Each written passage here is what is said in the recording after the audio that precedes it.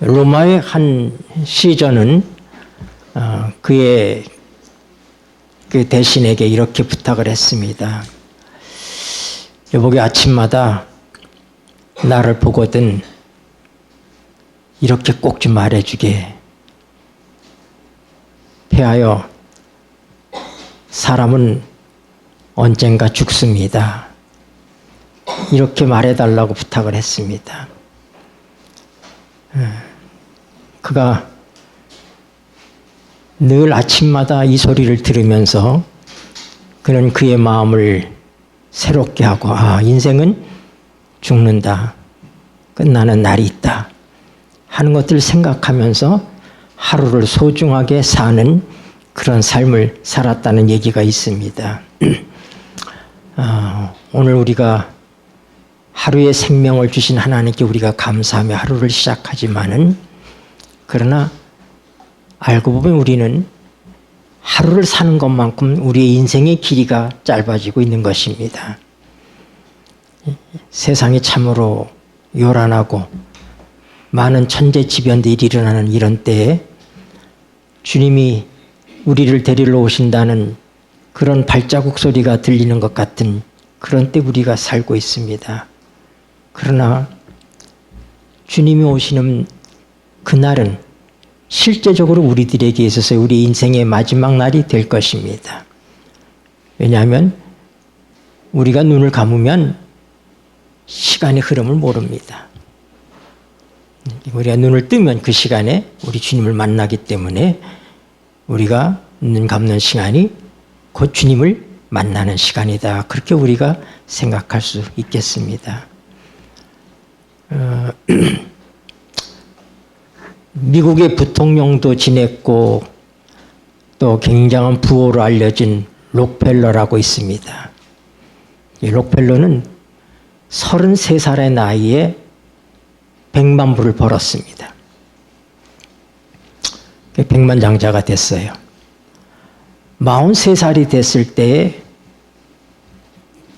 조금 부자가 아니라 아주 큰 부자가 됐습니다. 억만장자가 됐어요. 그의 나이 55세가 됐을 때 하루의 수입이 매일 100만 불씩 수입이 들어오는 그런 세계적인 기업가가 돼 있었습니다. 근데 안타깝게도 그는 탈모증에 걸렸어요. 탈모증의 일종인데 이 탈모증이 이상한 그런 형태를 띠면서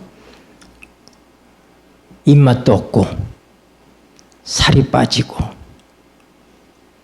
이제 정상적으로 살 수 없는 그런 몸이 되어가고 있었습니다. 의사가 진단하기를 길어야 한 1년 정도 그렇게 사실 것 같다. 그렇게 얘기를 했어요. 그 얘기를 들으니까 밤에 잠이 안 오는 거예요. 하루에 100만 불씩 돈이 벌리고 있는데 그 돈이 무슨 소용이 있어요? 아무 소용이 없는 거예요. 그가 거의 밤을 새면서 자기 인생을 돌아보기 시작했습니다. 그런데 그가 새벽녘에 생각을 한 거예요. 그래, 아무것도 소용이 없어. 내게 필요한 것은 하나님이야. 내게는 예수님이 필요해. 그는 그 자리에서 일어나서 하나님께 자기의 인생을 맡기는 기도를 시작합니다.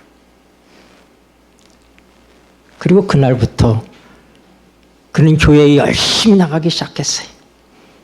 옛날에는 그저 피상적으로 교회를 다녔지만 이제는 정말 진실된 마음으로 그의 남아있는 생을 하나님께 드리기 위해서 열심히 교회에 나가고 그 다음에 선한 일을 하기 시작했습니다. 이 많은 돈도 내 가져가지도 못하는데 이거 다 뭐 하겠는가.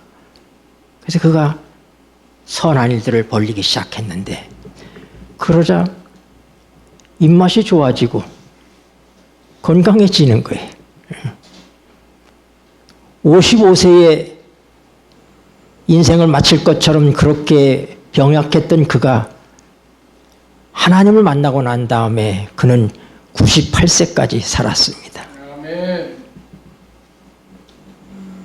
그의 부서에는 한 큰 부서가 있는데 그 부서는 뭐냐면 11조를 계산하는 부서예요. 그의 모든 사업에 있어서 수입의 열의 하나를 하나님께 드리기 위해서 뭐예요? 많은 직원들을 채용하고 그 모든 것들을 계산하는 11급 파트가 있었어요. 예. 오늘 우리는 먼 안면도까지 여름 캠프를 떠나게 될 것입니다. 오늘 우리 그곳에서 귀한 세 분의 영혼이 침례를 통하여서 하나님의 자녀가 되는 축복된 그런 시간을 갖게 될 것입니다. 자, 우리 하나님 말씀 마가복음 16장 말씀 보십시다. 믿고 읽겠습니다. 같이. 믿고 침례를 받는 사람은 구원을 얻을 것이요 믿지 않는 사람은 정죄를 받으리라. 여러분, 이 말씀 누가 하신 것이죠? 네, 예수님께서 직접 하신 말씀이십니다. 15절에 보면은 또 가라사대 너희는 온 천하에 다니며 만민에게 복음을 전파하라. 그렇게 말씀하시고 믿고 침례를 받는 사람은 구원을 얻을 것이요 믿지 않는 사람은 정죄를 받으리라. 이렇게 말씀했습니다. 네, 많은 우리 개신교에서 이 보수적인 교단들은 생각하기를 믿고 구원을 받으면 침례를 받아야지 된다. 이 말씀이 그렇게 기록된 것으로 오해하는 사람들이 있어요. 뭐라고요? 믿고 구원을 받은 자는 침례를 받을 것이요. 이렇게 이해를 합니다. 그런데 성경은 그렇게 말하고 있지 않습니다. 예수님께서 분명히 뭐라고 말씀하셨어요? 믿고 침례를 받는 사람은 구원을 얻을 것이요. 구원은, 침례는 구원의 필수 조건입니다.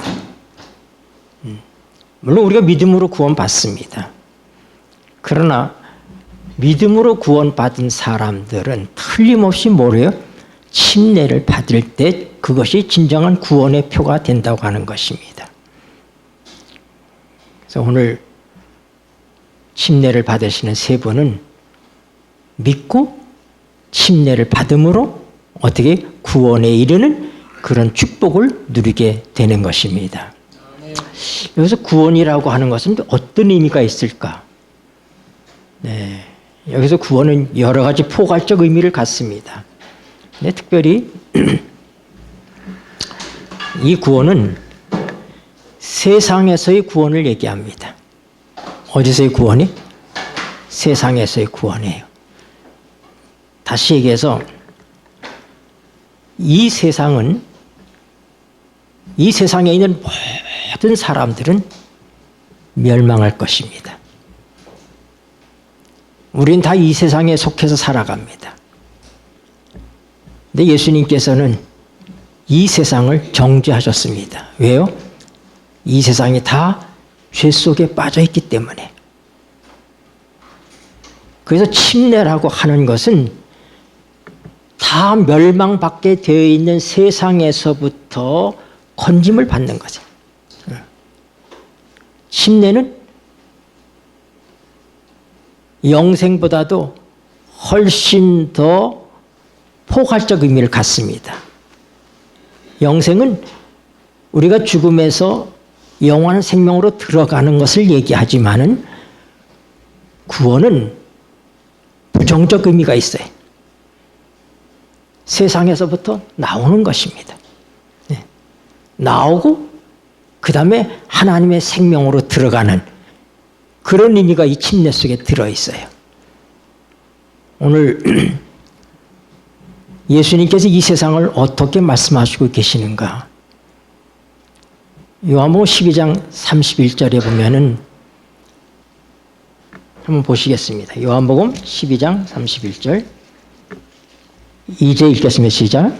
이제 이 세상의 심판이 이르렀으니 이 세상 임금이 쫓겨나리라. 여러분, 예수님께서 이 세상에 임금이 있다고 얘기합니다. 누구의 이 세상 임금이? 여기서 말씀하는 임금이? 사단이죠. 사단이 이 세상의 임금이에요. 그러니까 이 세상에 속해 있는 모든 사람들은 누구의 백성입니까? 사단의 백성이에요. 사단의 백성. 구원이라고 하는 것은 사단의 백성으로 있다가 멸망할 수밖에 없는 사람들이 이 세상으로부터 벗어나서 하나님께로 옮겨가는 것입니다. 그래서 구원은 위치의 문제예요. 침례는 우리가 어디에서부터 어디로 옮기느냐 하는 문제인 것입니다. 이 구원의 문제, 이 침례를 통한 구원의 문제는 우리가 얼마나 도덕적인 사람이 되었느냐, 우리가 얼마나 죄를 안 짓는 사람이냐, 우리의 품성이 어떻게 변화되었느냐, 이런 문제가 아니라 우리의 위치의 변화를 얘기하는 거예요. 우린 그대로 가만히 있으면 멸망할 사람들입니다. 이 세상은 다 멸망할 세상이에요. 근데 하나님께서 이 세상에 있는 사람들을 사랑하셔서 요한복음 3장 16절에 뭐라고 말씀하셨어요?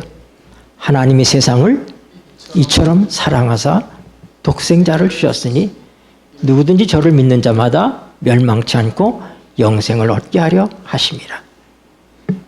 하나님께서 이 세상에 있는 사람들을 사랑하신 것입니다. 이 세상은 정죄되어 있지만은 정죄된 세상에 살고 있는 사람들을 하나님께서 사랑하셔서 그들을 구원하시기 위해서 오신 것입니다. 그러므로 이 사실을 믿고 침례를 받는 사람은 멸망할 수밖에 없는 집단인 이 세상에서부터 우리가 뭐예요? 건짐을 받는 것을 얘기하는 것입니다. 요한복음 17장을 보십시오. 요한복음 17장 16절까지 읽겠습니다. 14절부터 내가 아버지의 말씀을 읽겠습니다. 시작. 내가 아버지의 말씀을 저희에게 주었사오매 세상이 저희를 미워하였사오니 이는 내가 세상에 속하지 아니한 같이 저희도 세상에 속하지 아니함을 인함이니이다. 내가 비옵는 것은 저희를 세상에서 데려가시기 위함이 아니요 오직 악에 빠지지 않게 보존하시기를 위함이니이다.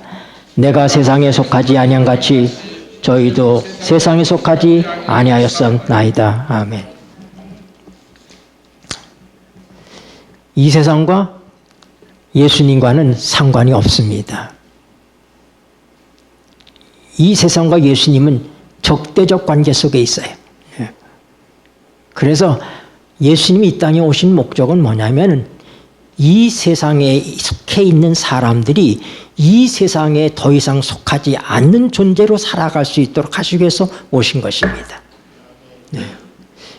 구원은 거듭 말씀드리지만은 내가 어디 있느냐, 어디에서 사느냐 하는 위치의 문제입니다. 골로새서 1장을 보세요. 성경 골로새서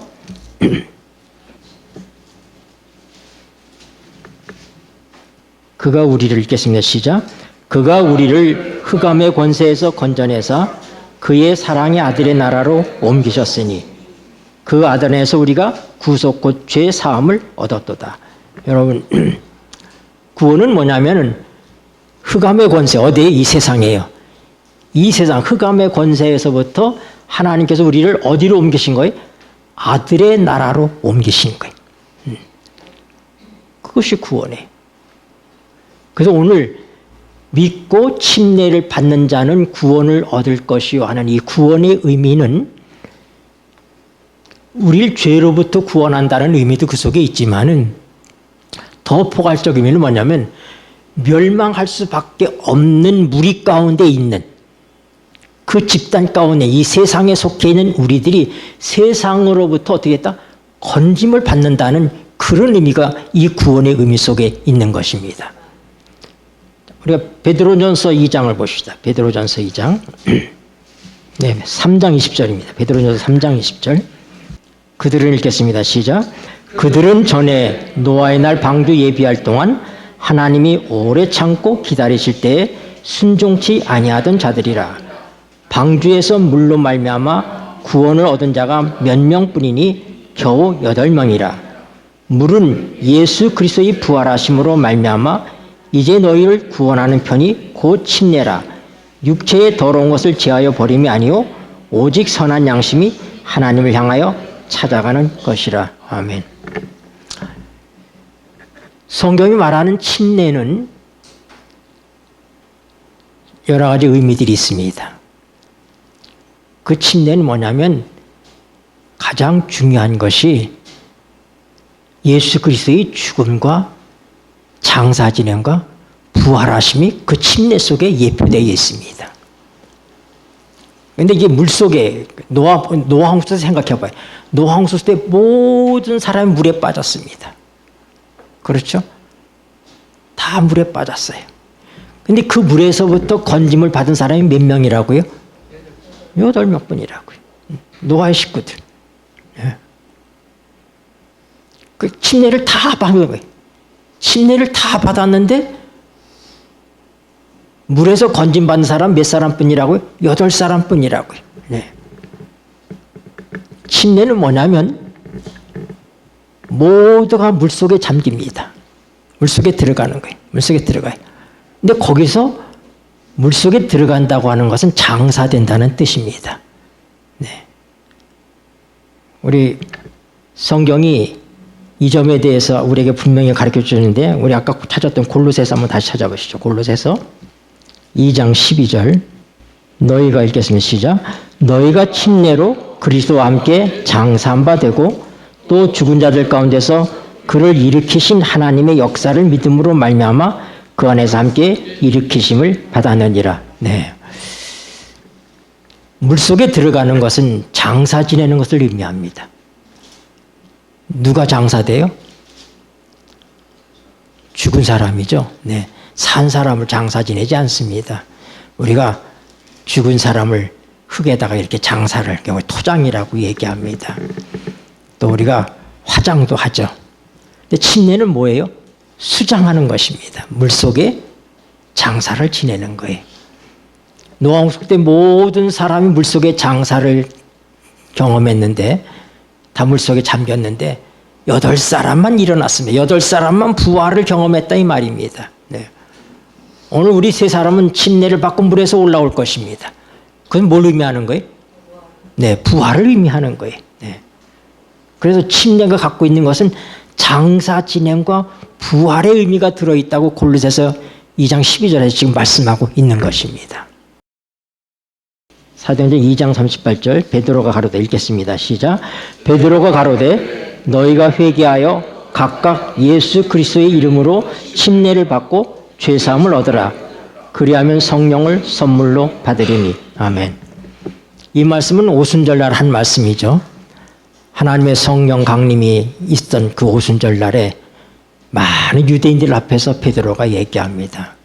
자, 여러분, 사람들에게 예수님에 대한 복음을 전할 때 우리가 제일 중요하게 생각하는 게 뭐예요? 뭐라고 얘기해요, 우리가? 주 예수를 믿으라. 이렇게 얘기하죠. 그렇죠? 주 예수를 믿으라. 근데 베드로는 그렇게 하지 않았어요. 여기 믿으라는 얘기 있어요, 없어요? 이 성경절에? 없어요. 여기 뭐라고 그랬어요?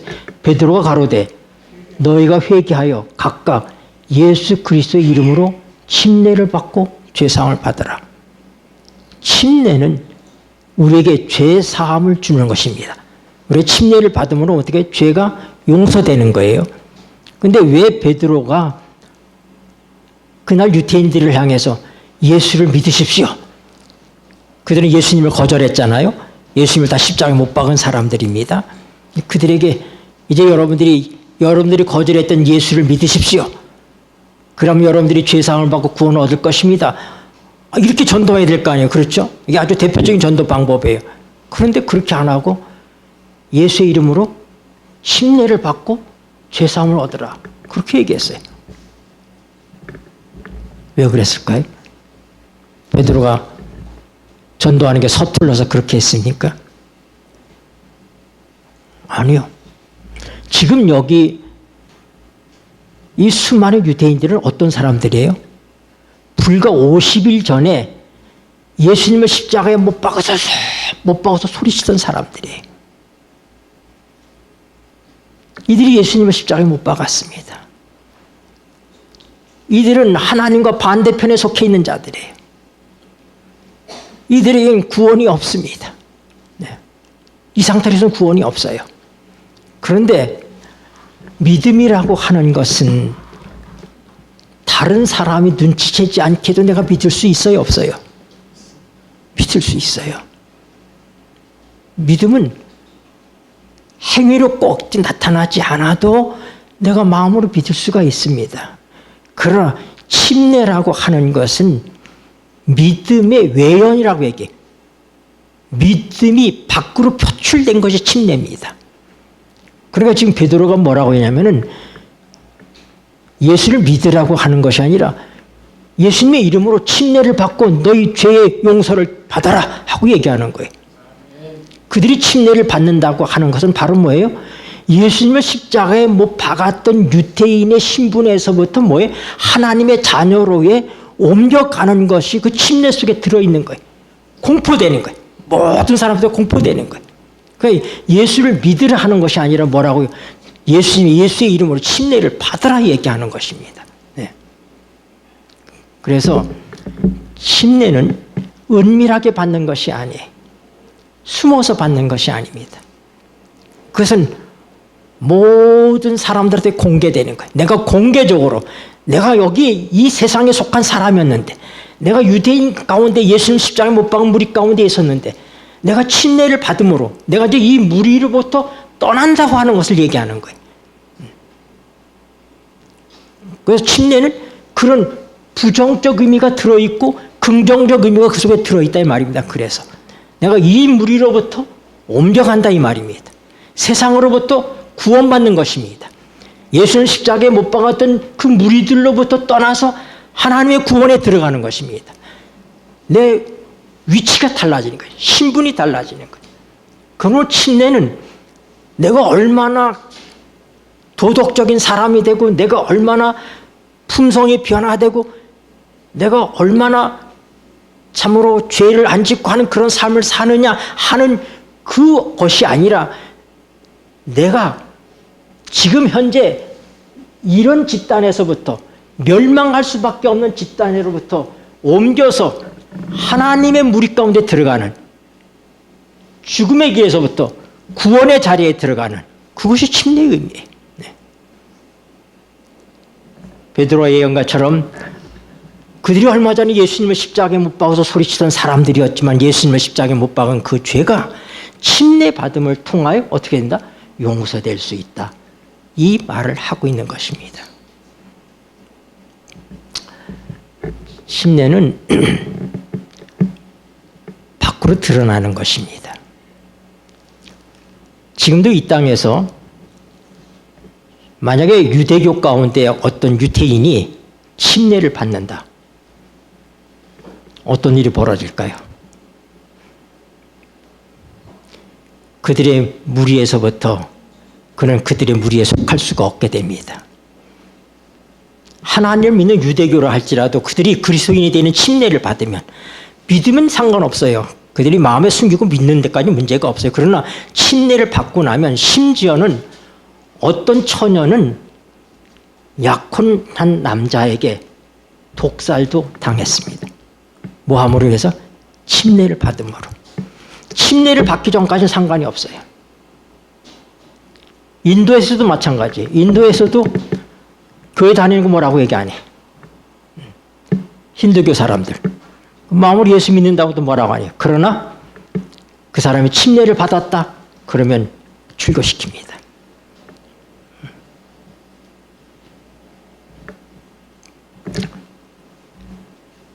무슬림은 말할 수도 없어요. 여러분 알라신을 믿는 저 무슬림 가운데서 만약 누군가 침례를 받는다 하면은 그를 즉시 피신시키지 않으면 그들 무리로부터 숨기지 않으면 2, 3일 내에 죽습니다. 믿는 건 상관이 없어요. 근데 뭐 할 때? 침례를 받을 때. 침례를 받을 때 그런 일이 일어난다 이 말입니다. 그래서 침례는 은밀하게 이루어지는 것이 아니라 내가 온 우주 앞에서부터 나는 세상으로부터 이제 이별하고 하나님의 백성이 되는 것입니다.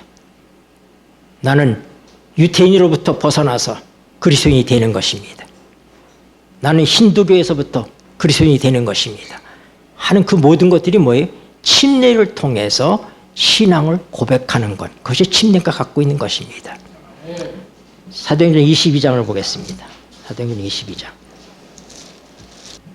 사도행전 22장 16절. 이제는 읽겠습니다. 시작. 이제는 왜 주저하느냐? 일어나 주의 이름을 불러 침례를 받고 너희 죄를 씻으라 하더라. 네. 침례는 죄를 씻는 것입니다. 이건 누구 얘기예요? 사도 바울 얘기예요.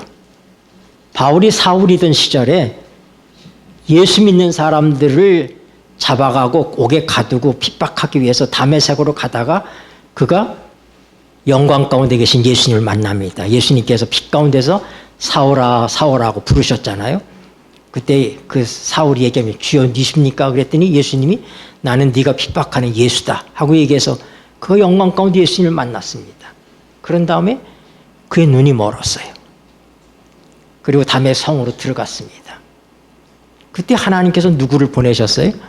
아나니아라고 하는 아주 경건한 하나님의 백성을 그에게 보내서 그의 눈을 뜨게 하는데 그 아나니아가 뭐라고 얘기해? 이제는 왜 주저하느냐? 일어나 주의 이름을 불러 침례를 받고 너희 죄를 씻으라. 제일 먼저 하는 일이 뭐예요? 그러니까 침례를 받는 거예요. 침례를 받는 거예요. 누구 이름으로? 주의 이름으로. 주의 이름으로 침례를 받는 것입니다. 그래서 주님의 이름으로 침례를 받는다고 하는 것은 다 침례란 말이 나올 때 꼭 주님의 이름으로 받으라고 얘기해요.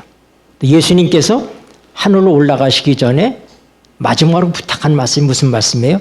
마태복음 28장에 보면은 너희는 가서 모든 족속으로 제자를 삼아 아버지와 아들과 성령의 뭐로? 이름으로 침례를 주고 내가 분부한 모든 것을 가르쳐 지키게 하라. 그래 침례는 그냥 받는 것이 아니에요. 뭐예요? 그냥 물속에 들어가는 것이 침례가 아니에요. 누구의 이름으로? 아버지와 아들과 성령의 이름으로. 네. 줄여서 얘기하면 예수님의 이름으로. 그래서 이 사울에게 뭐냐면 왜 주저하느냐 일어나 주의 이름을 불러 세례를 침례를 받고 너희 죄를 씻으라 하고 얘기하잖아요. 예수님의 이름의 뜻이 뭐예요?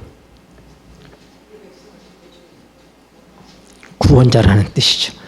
침례는 뭐와 관련이 있다고? 구원과 관련이 있다고요. 네. 아까 우리가 베드로 후서에서 본 것처럼 뭐예요? 베드로 3장 20절에 침례는 구원받음의 표라고 그랬잖아요. 그렇죠? 침례는 구원받음의 표예요. 그렇기 때문에 그냥 침례 받는 것이 아니라 우리를 구원하신 구원자이신 예수님의 이름으로 침례를 받는 거예요. 자, 우리 예수님의 이름과 관련해서 생각해 봅시다. 또 예수님의 이름이 분명히 들어가야 되는 것이 있습니다. 뭐예요? 언제 예수님의 이름이 들어가야 돼? 기도할 때. 우리가 누구의 이름으로 기도해? 예수님의 이름으로 기도합니다. 왜요? 내가 그렇게 하는 것이 아니라 예수님께서 그렇게 하라고 말씀하셨기 때문에. 요한복음 16장 보세요. 23절 24절 읽겠습니다. 그날에는 읽겠습니다. 시작. 그날에는 너희가 아무것도 내게 묻지 아니하리라. 내가 진실로 너희에게 이르노니 너희가 무엇이든지 아버지께 구하는 것을 내 이름으로 주시리라. 지금까지는 너희가 내 이름으로 아무것도 구하지 아니하였으나 구하라. 그리하면 받으리니 너희 기쁨이 충만하리라. 아멘. 여러분, 기도는 누구 때문에 응답되는 거예요? 예수님 때문에. 다시 해서 내가 하나님께 기도할 수 있을 만한 자격을 겸비했을 때 기도하면 하나님께서 들어주시고, 내 상태가 좀 그렇지 못하고 좀 엉망일 때 기도하면 하나님께서 들어주시지 않을 것처럼 그렇게 생각될 때가 많아요. 그렇죠? 네. 근데 예수님께서는 뭐라고요? 내 이름으로 기도하라고 그랬어요. 기도의 응답이 누구 때문에 이루어지는 거예요? 여러분, 기도는 백지수표라고 얘기해요. 근데 그 사인을 누가 했다는 얘기예요? 예수님께서 하셨다고 하는 거예요. 근데 우리가 누군가가 어떤 부자가 우리에게 백지수표를 하나 줬습니다. 백지수표를 줬는데 그걸 가지고 이제 은행에 가면 되는데 은행에 갈 때 내가 좋은 옷을 입고 가야지 그 돈이 나한테 나옵니까? 내가 좀 단장을 잘하고 가야지 돼. 나의 상태나 이것과 아무 상관이 없이 그 백지수표가 은행에서 내가 요구하는 금액의 돈을 주는 것은 그 백지수표에 사인한 사람 때문에 주는 거예요. 그러므로 기도는 우리의 어떠함 때문에 응답되는 것이 아니라 뭐라고요? 예수님의 이름 때문에 응답되는 거예요. 그러면 우리가 기도할 때 내가 기도하고 싶을 때 기도할 수 있을 만한 그런 준비가 되어 있을 때 이런 때를 찾아서 기도하는 것이 아니라 우리는 언제나 기도할 수가 있어요. 오히려 우리가 지금 내 상태가 엉망이라고 생각할 때 내가 하나님께 나가기에는 너무나도 지금 엉망인 그런 모습을 내가 띄고 있다고 생각할 때 우리는 어떻게 돼? 기도해야지 됩니다. 왜요?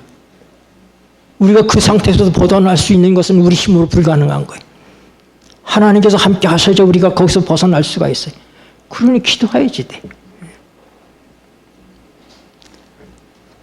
다니엘은 30일 동안 기도 금지령이 내렸어요. 임금 외에는 아수에르 임금 외에는 누구에게도 기도하거나 부르짖거나 해서는 안 되는 그런 금령이 발표됐습니다. 기도해서는 안 되는 그런 위기가 왔습니다. 그런데 그런 위기가 왔을 때야말로 정말 기도를 해야 될 때인 거예요. 그래서 다니엘은 기도를 했고 그 기도 때문에 그는 사자굴에 들어갔지만 하나님의 보호하심을 받지 않습니까? 그래서 가장 기도할 수 없었다고 생각하는 그때 우리가 누구의 이름으로? 주님의 이름으로 기도하는 것입니다. 그래서 여러분이 기도하기에 내가 준비가 되었는가? 내가 기도할 만큼 그렇게 내 삶이 지금 잘 되어 있는가? 그렇게 생각하면 잘못하고 있는 거예요. 우리의 기도는 그분의 이름 때문에 응답되는 것입니다. 마찬가지로 침례도 그분의 이름 때문에 우리에게 구원이 오는 것입니다. 네. 왜요? 그분의 이름 자체가 구원자이니까. 예수 이름이 뭐예요?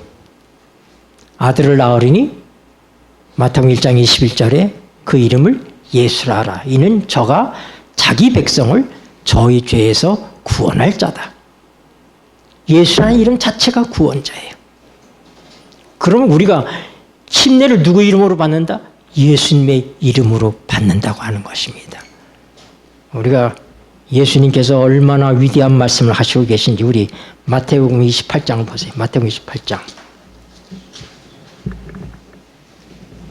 18절입니다. 예수께서 나와 읽겠습니다. 시작. 예수께서 나와 일러 가라사대 하늘과 땅의 모든 권세를 내게 주셨으니 그러므로 너희는 가서 모든 족속으로 제자를 삼아 아버지와 아들과 성령 이름으로 침례를 주고. 예수님께서 이렇게 말씀하십니다. 하늘과 땅과 모든 권세를 내게 주셨다. 우리가 왜 예수님의 이름으로 침례를 받아야 되는가? 그에게 모든 권세가 주어졌어요. 우리가 공부하는 에베소서도 한번 봅시다.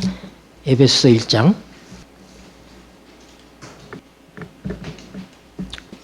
에베소서 1장 21절 모든 정사와, 읽겠습니다. 시작. 모든 정사와 권세와 능력과 주관하는 자와 이 세상뿐 아니라 오는 세상에 일컫는 모든 이름 위에 뛰어나게 하시고. 아멘. 예수님의 이름보다 더 뛰어난 이름이 없습니다. 이 에베소서에서 뭐라고 얘기해요? 모든 정사와 권세와 능력과 주관하는 자와 이 세상뿐 아니라 오는 세상에 일컫는 모든 이름 위에 뛰어난 이름. 그게 누구의 이름이에요? 예수 그리스도의 이름인 것입니다. 오늘 우리 침례 받으시는 세 분은 이 우주에 그 이름보다도 더 뛰어나고 더 위대하고 더 큰 이름이 없는 예수님의 이름으로 침례를 받는다는 사실을 알아야지 됩니다. 그러므로 침례를 통한 구원은 확실한 것입니다. 그분이 보증한 거예요. 우리가 기도할 때마다 예수님의 이름으로 기도합니다 하면서 우리가 기도의 응답을 요청하는 것처럼 침례도 그분의 이름으로 우리가 받는 것입니다. 그래서 성경에 침례의 말씀이 등장할 때마다 뭐라고요? 예수님의 이름으로 침례를 받으라. 그렇게 얘기하는 거예요. 모든 이름 위에 뛰어난 이름. 오늘 우리가 살펴봤던 말씀들을 통해서 우리는 침례를 받는다는 것이 어떤 의미를 우리에게 주는지에 대해서 살펴봤습니다. 이것은 침례 받는 자들에게 주시는 말씀이에요. 앞을 바라보고 아직 침례 받지 않은 사람이 침례를 받을 때 어떤 일이 벌어지는가? 침례 받지 않은 사람이 침례를 받을 때 어떻게 된다? 구원을 얻게 된다. 이것이 약속이에요. 그 다음에 예수님으로 침례를 받을 때 우리의 죄가 용서된다. 사도행전 22장에서는 우리의 죄가 씻어진다 하고 얘기했어요. 베드로전서 3장 20절에서는 구원받은 표다. 그런데 이 침례는 곧 뭐냐면은 우리가 죄로부터만 단순히 구원받는 의미가 아니라 우리가 이 개인적 의미를 떠나서 무리적인 의미가 있다.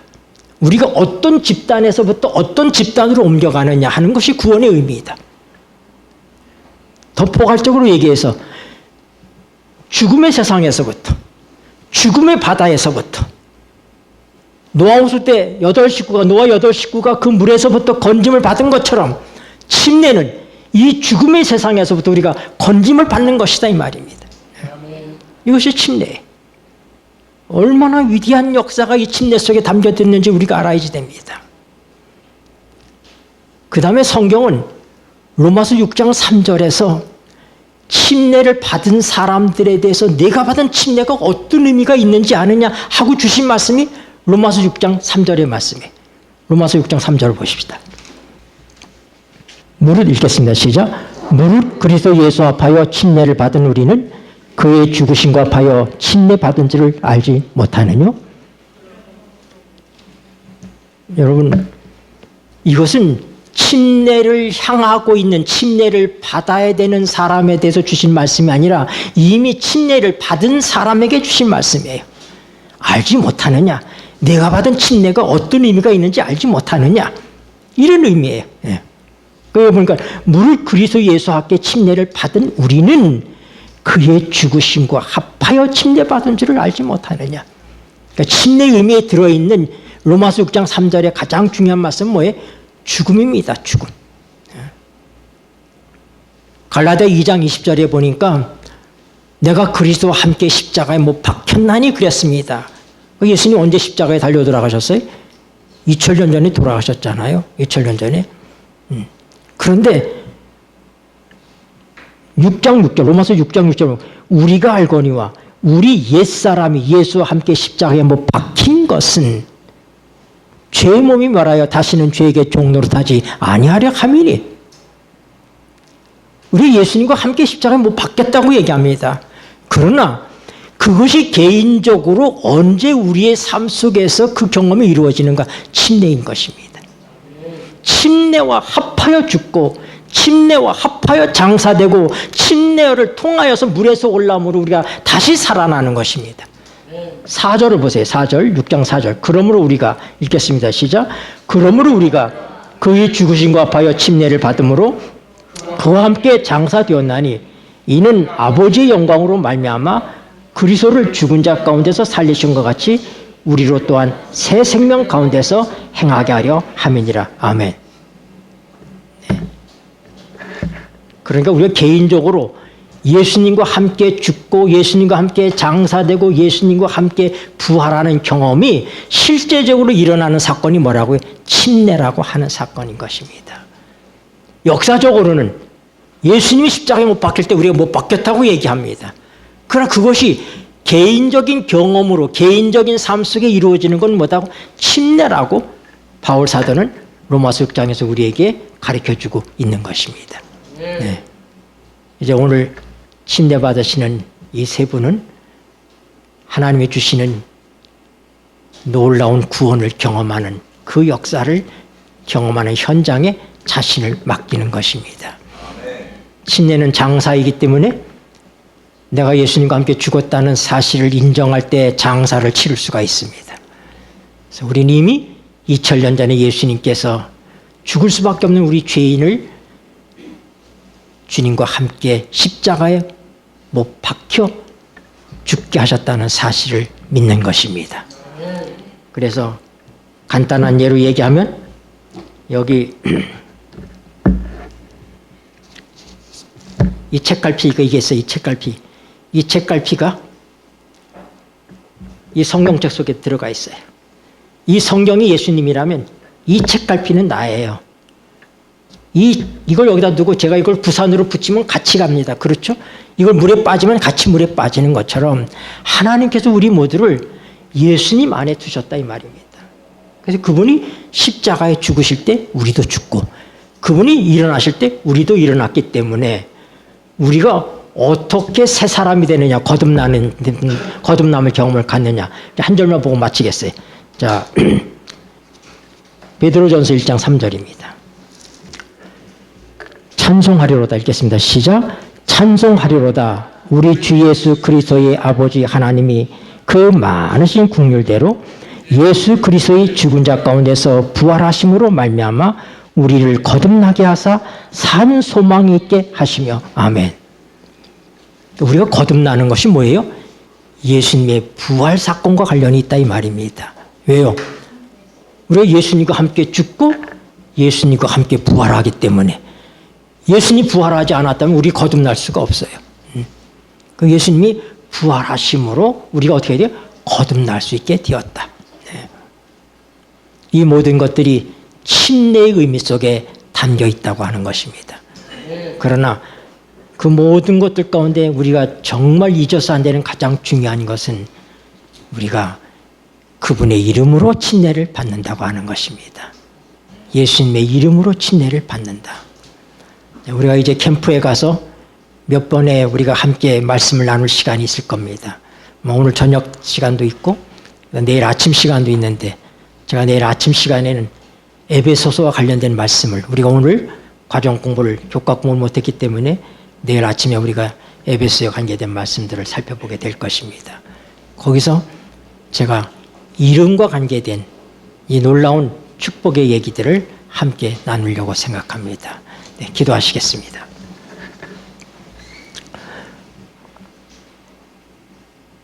고마우신 하늘아버지, 오늘 침례를 통하여 침례를 받으시는 세 분이 경험하게 될 놀라운 축복의 역사가 무엇인지를 알게 하여 주시고 또 이미 침례받은 우리들이 침례를 통해 우리가 무엇을 경험했는지를 알게 해주시니 감사합니다. 우리 모두가 주님의 이름으로 침례를 받았고 또 받을 것입니다. 온 우주에 그 이름보다 더 뛰어난 이름이 없다고 주께서 말씀하셨습니다. 이 세상과 오는 세상에 있어서도 모든 주관자들을 위해 가장 능력 있는 그 이름으로 우리를 구원하셨사오니 감사합니다. 그러므로 주님의 이름으로 침례받은 자의 생명을 요구할 존재가 이 땅에는, 이 우주에는 하나도 없다는 사실을 알게 해주시고 이 놀라운 구원을 인하여 감사하게 하여 주시옵소서.